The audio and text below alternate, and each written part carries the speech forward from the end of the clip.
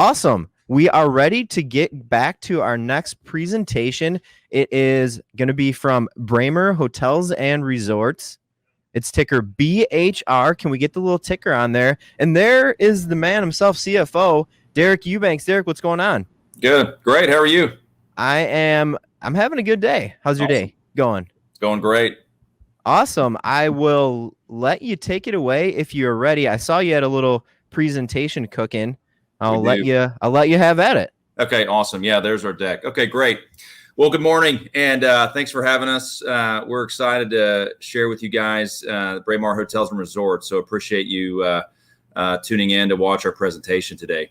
And this picture right here is the most recent addition to our portfolio. It's the Mr. C Hotel in Beverly Hills. It's a hotel we acquired about a week or two ago, and that's the beautiful meeting space that's up at the penthouse of the hotel and has great views of Los Angeles there. So we're excited about adding that hotel to our portfolio.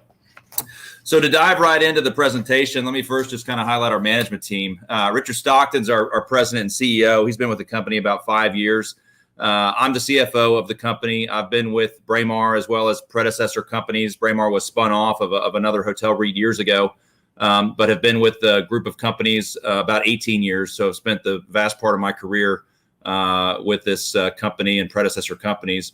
And then Jeremy Welter's our chief operating officer and really oversees all of our hotel asset management activities and has also been with the company for a long time. So the four things we really want to cover today are one, just the market outlook for hotels in general. And what we're seeing right now really favors luxury resorts, which our portfolio is heavily skewed towards.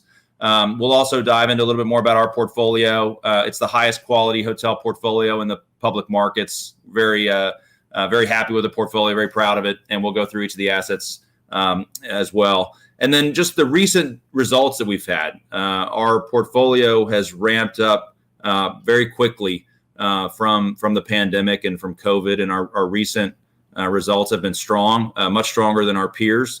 And then we'll talk about some of our recent developments. And then we can talk a little bit about our balance sheet as well. So the first thing I'd like to highlight is just what we're seeing in the market. And so what we've seen in our industry is that the luxury segment has bounced back the fastest. You can see there when the pandemic hit and everything shut down, everything kind of fell off a cliff. But luxury has bounced back the fastest. That's that gold line there. And our portfolio is heavily skewed towards luxury, the luxury segment. Our strategy is really focused on luxury. And then the next slide shows that from a resort standpoint, resorts have bounced back the fastest. And we've now got 14 hotels in our portfolio. 8 of those are resorts and 6 of those are what we call more urban type properties. But our portfolio is heavily skewed towards resorts and luxury resorts at that. And that is the segment that's bouncing back the fastest in terms of the recovery in our space. So to go into a little more detail of the overall portfolio, I'll just kind of go around the circle here, starting on the top left. And we've got the Bardessono Hotel and Spa, and we've got Hotel Yountville. And those are luxury hotels that are located in Yountville, which is right in the middle of the Napa Valley in wine country. And if you're going to Napa and you're going to wine country, Yountville is really where you want to stay because there are great restaurants that are all in walking distance. And these hotels are in walking distance of each other, and they're just phenomenal properties. Then we have the Ritz Carlton Lake Tahoe, which is located in the North Star ski resort. It's mid-mountain, close to Truckee, on the north side of the lake there, and is just a fantastic property.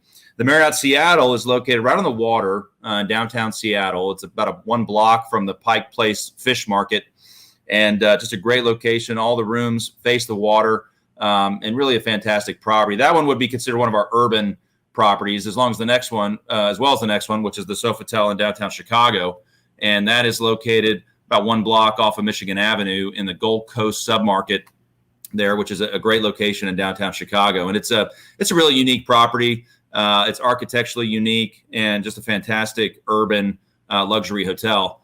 The Notary Hotel is in downtown Philadelphia, and that was recently converted from Marriott's Courtyard brand to Marriott's Autograph Collection. So we really up-branded that property to reposition it at a higher price point. We renovated it and really feel like there's a lot of upside to that property post-renovation, which it really hasn't had the opportunity to realize, just given the pandemic and the fact that we closed on that or finished that conversion and renovation just before COVID hit. The next hotel is the Capitol Hilton, which is 2 blocks from the White House, right there in the heart of Washington, D.C. It's on K Street. If you pan the picture a little to the right there, you'd see the White House in the background. Just a great location right in the heart of D.C. Then we've got the Ritz-Carlton Sarasota, which is in Sarasota, Florida. The hotel is actually located in downtown Sarasota. This picture here is of the Beach Club, which is on Lido Key. And it's got a pool there, and it's where guests can go access the beach and sit on the beach. So it's about a 10-minute drive or so from the hotel. And then we've also got a Tom Fazio-designed golf course that's about 30 minutes from the hotel. So it's a full resort experience for guests with access to golf and beach services as well. And then we've got the Ritz-Carlton St. Thomas, which just reopened from a massive renovation after being impacted from Hurricane Irma in late 2017. And that property reopened in early 2020, fully reopened, really right when COVID was hitting and the pandemic was wreaking havoc on the hospitality and travel business. But that property has ramped up very quickly. It's having the best year it's ever had. It's a great property, fully renovated. And, the fact that the USVI is still part of the United States, and so guests can go there without concern of trying to come back with a negative test, et cetera. It's having a great summer, and it will have its best year it's ever had from an EBITDA standpoint. Then we've got the Pier House Resort, which is right at the end of Duval Street. If you're familiar with Key West, Duval Street is the main drag in Key West, and it's right at the end of Duval Street. It's got its own little private beach there, and a really unique property. That's one of our best assets. And then the Park Hyatt Beaver Creek, which is right at the bottom of the mountain, the Beaver Creek Ski Resort, ski in, ski out location. Just a great location there in the village. Even when people aren't staying at this hotel, if they're skiing there, they want to go hang out at the Park Hyatt after skiing because it's just a great location and a great place to be. Then our most recent addition, which is the Mr. C Beverly Hills. You see there a little high-rise, or it's a high-rise property in Beverly Hills with great views. You can see that meeting space there at the top with those big windows, just outstanding views of the Los Angeles area. And then the Hilton Torrey Pines, which is right on the 18th fairway of the South Course at Torrey Pines, legendary golf course. It hosted the U.S. Open just a few weeks ago. That property not only benefits from leisure business, but it also benefits from corporate business as well. There are a lot of pharmaceutical companies and hospitals and healthcare-oriented companies around there that our property generates some demand from as well. So there's not only leisure, but also corporate business and group business that property generates. And then the last hotel is the Clancy, which, similar to the Notary, was recently converted from Marriott's Courtyard brand to Marriott's Autograph Collection. And that actually happened during 2020. And so that hotel is really still ramping up post-conversion as well. But it's just an outstanding portfolio. It's a small portfolio, 14 hotels, very high quality assets. Like I said, the highest quality portfolio in the publicly traded markets today. And it's a portfolio we're very, very proud of. The next slide kind of talks about that a little bit more. This is a note from Raymond James, which doesn't cover our company, but highlighted that Braemar was the highest rated portfolio amongst TripAdvisor ratings. And so these are guest rankings that go in and rate hotels that they stay at. And our hotels rank the highest amongst all the hotel REITs, the publicly traded hotel REITs. And so, again, it's something we're very proud of. So if you go to the next slide, in terms of what we're seeing in terms of recovery, you can see there that our portfolio has really seen what I talked about earlier industry-wide, which is that our resort occupancy kind of bounced back first. But what we're really excited about is that lowest line, which is our urban assets, and the fact that we're really starting to see a ramp up in the occupancy for our urban properties. And so that's continuing to ramp up, which is something that we're very excited about. And we can, the next few slides, kind of highlight that as well from a rate standpoint. You can see their resorts are generating the highest rates, but we're also starting to see some pickup down there at the bottom from our urban properties. And then from a RevPAR standpoint, which is really the combination of ADR and occupancy, you can really see the same story, that the RevPAR for our urban properties down there at the bottom is really starting to ramp up, which is encouraging to us as well. This slide walks through our second quarter performance for each of our hotels. We generated about $25 million of hotel EBITDA in the quarter. I think something that's important to point out is we had 2 hotels that had over a $1,000 average daily rate, and that's the Ritz Carlton at St. Thomas and the Bardessono Resort in Napa. That's an outstanding result for us. Our ADR was actually up, I believe, about 30% over our 2019 results. Excuse me. Which 2019 is a year that a lot of people sort of look at in our business as a benchmark year for, okay, well, when does your portfolio get back to 2019? And I think from our perspective, 2019 is really not a great benchmark year because we had so many things going on in our portfolio. One of those was the fact that the Ritz-Carlton St. Thomas was under renovation from the impact of Hurricane Irma. I talked about the 2 conversions that we had going on with the Notary and the Clancy. Those hotels were both under renovation during 2019. The Notary completed its renovation in 2019, but the property hadn't had a chance to ramp up post-renovation. We talked about Sarasota. At the Beach Club, the Army Corps of Engineers in 2019 was extending the beach to really improve the beach experience. So that was also something that we didn't really get the full benefit of. We were renovating the lobby of our Park Hyatt Beaver Creek. So that lobby was under renovation, which can be very disruptive to the guest experience. And then also we were building a presidential villa at Bardessono for an even higher end, more exclusive experience at that property that we did not have the benefit of in 2019. So when you look at our 2019 results and when you look at our company today and say, okay, when can we get back to 2019? My view on that is that we should get back to 2019 sooner than really any of our peers, because 2019 was really not a good benchmark year for us. And if our portfolio was clicking on all cylinders, we'd expect it to do a lot better than it did in 2019. So that's just a little bit more background for you on the portfolio and kind of where we think it's headed. But very strong second quarter results for us. And the next slide just kind of highlights in terms of our focus is on luxury assets. Ritz-Carlton's our biggest brand. And even from just luxury focus, the luxury segment's performing the best right now. And that's really the point of our strategy, to focus on luxury hotels and resorts. And we can go to the next slide, which gives a little bit more history in terms of our performance. You can see there in the second quarter of 2020 when our business really came to a screeching halt. But our business has quickly rebounded, and our portfolio has been one of the few portfolios out there that bounced back relatively quickly. And we've been able to see significant hotel EBITDA, and we've got our hotels back to generating cash flow very quickly. And I think it's really because our hotels are so sought after. They're very desired. They're great locations, great assets that people want to go to. And as soon as people could travel again, that's where they were headed, and then head to our properties, which is just great for our portfolio. This slide gives a little bit of comparison as it relates to our 2019 results and compared to our peers. And what you can see is even in 2019, we had the highest EBITDA per room. We had the highest RevPAR amongst our peers. But that lead today has been even extended because our portfolio is performing so much better than our peers that our EBITDA per room is significantly higher than our peers today. And our year-to-date RevPAR is significantly higher than our peers today. So our portfolio has really kind of set itself apart from our peers during this time as it's ramped back up. Talk a little bit more about our second quarter results and how it relates to the 2019. You can see there our ADR of $381 for the quarter was 31% higher than what it was in 2019. RevPAR was still about 20% less than what it was in 19, but we're closing that gap, and we're getting closer to where we were in 2019. And I'll talk about that more in just a minute. But from a hotel EBITDA standpoint, about $25 million of hotel EBITDA, which was a great result for us and allows us to be cash flow positive at the corporate level, which is an important benchmark for us as well. Next slide just talks a little bit more about some of the quarterly highlights.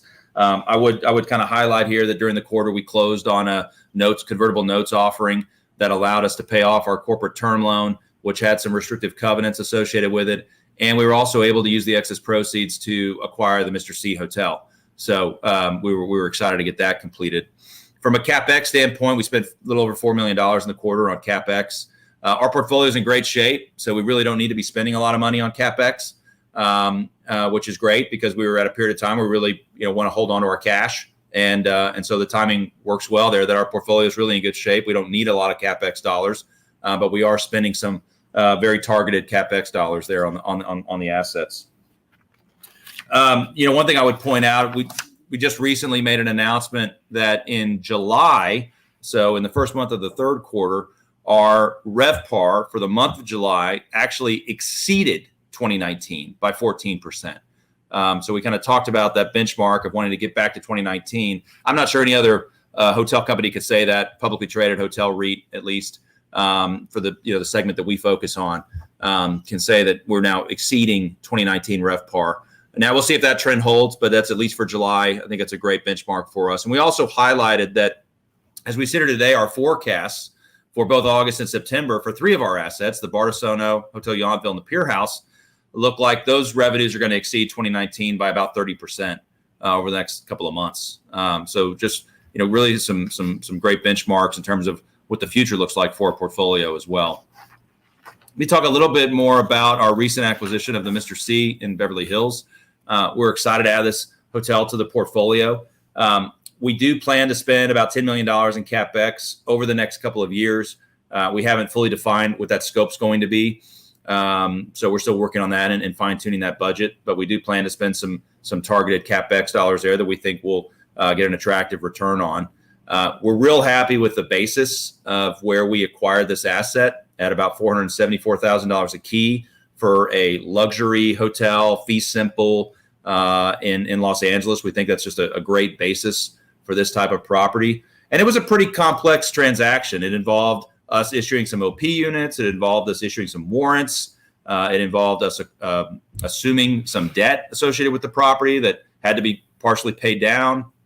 And then there's also some residences there, about 5 residences that were part of that acquisition that are currently part of the rental pool for the hotel, but we might look to sell those over time as well. But just a great acquisition for us. We're happy to be back on offense and growing the portfolio, and couldn't be more excited about adding this asset to our portfolio. Let me talk a little bit more about our balance sheet and just really highlight the fact that we've got a lot of liquidity. We ended the quarter with $158 million of cash. We had $57 million of restricted cash. And that restricted cash basically means it's not readily available for use at our corporate office, that it's either sitting in accounts that are controlled by lenders or it's earmarked for specific uses. But that's cash that's available for the company or for our assets for specific uses. And then about $21 million, what we call due from third-party hotel managers. That's cash that's our cash, but it's held by one of our property managers. And it's available for those properties that manager manages for operating costs, et cetera. And when you add all that up, about $237 million of cash and liquidity, which is significant for our portfolio. What is also significant is that we've been cash flow positive year to date. So for both the first quarter and the second quarter, when you combine those, about $36 million of adjusted EBITDA RE. When you look at our cash interest expense, it's about $12.7 million. And even when you look at paying preferred dividends and CapEx, it's about another $13 million. So about $10 million in generated cash flow kind of after everything, which is great for our portfolio. So we've got our portfolio back to generating cash. We've got a decent amount of liquidity on the balance sheet. There's still some uncertainty in terms of what happens after Labor Day with corporate travel and group travel and the Delta variant, et cetera. So we're being cautious, but we are cautiously optimistic that things are bouncing back well, and that our portfolio is very well positioned from both liquidity, cash standpoint, and then as well as a debt maturity standpoint and debt standpoint. So we talked about the next slide walks through our debt. The next 2 slides really walk through our debt. This one just really highlights our cost of debt, which is about 2.6%, which is very attractive. So a low cost of debt. We focus on floating rate debt. We think that's a natural hedge to our cash flows. We've always focused on floating rate debt. We do have caps in place in case interest rates spike, but the floating rate debt provides a lot of benefits to us. Not only is it a natural hedge, but it provides us with more flexibility. We're at the shorter end of the curve, which I think always makes sense. And so we like the fact that we have floating rate financing, and that is a part of our strategy. And I think that served us well over our history and over my career as well. The next slide walks through our debt maturity schedule. We've got no debt maturities in 2021. We do have some loans maturing in 2022. Our next maturity is the Park Hyatt Beaver Creek loan, which we could go refinance today. I think we'd probably pay 150 to 200 basis points higher in spread. So we're going to be patient there in terms of that refinancing. But we'll work on that here in a few months. And then we've also got 2 assets, the Bardessono and Hotel Yountville, that also mature in 2022. And I'm optimistic that we'll be able to get an extension of those loans as well. So I feel really good about our maturity schedule and kind of where we go from here. And so we're really sitting pretty well in terms of not having a ton of maturities staring us in the face here. So let's see. So if we go forward, the other thing I think that's important to point out is that we've got the second highest insider ownership of all publicly traded hotel REITs. So you've got a management team that is highly aligned with investors. And from a dollar value standpoint, it's a significant amount of dollars that are invested in this company. And so it's something I think is important to point out to investors. And so something I want to make sure I mention. And then I'll just kind of close here with the last 4 points that we talked about. The recovery favors luxury resorts, which our portfolio is heavily skewed towards. We've got the highest quality portfolio in the publicly traded space.